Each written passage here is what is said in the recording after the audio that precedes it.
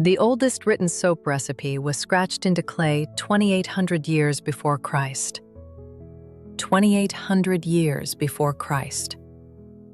Between the Tigris and the Euphrates, someone, we don't know who, writes on a clay tablet, 1 part ash from burned barley straw, 3 parts cypress oil.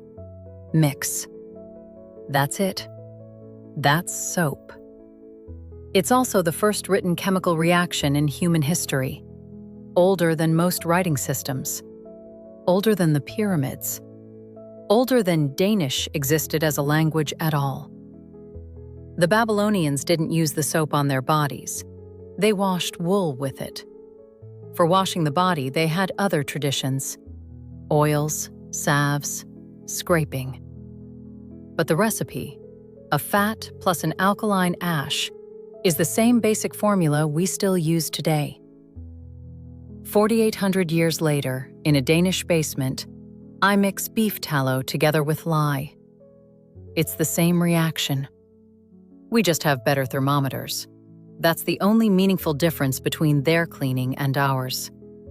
We have the choice.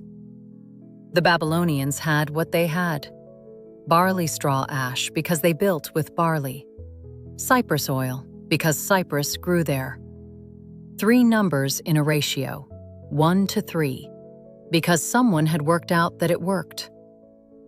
This series is about the 4,800 years that follow, how 3 ingredients became an industry, what was lost along the way, and what wasn't.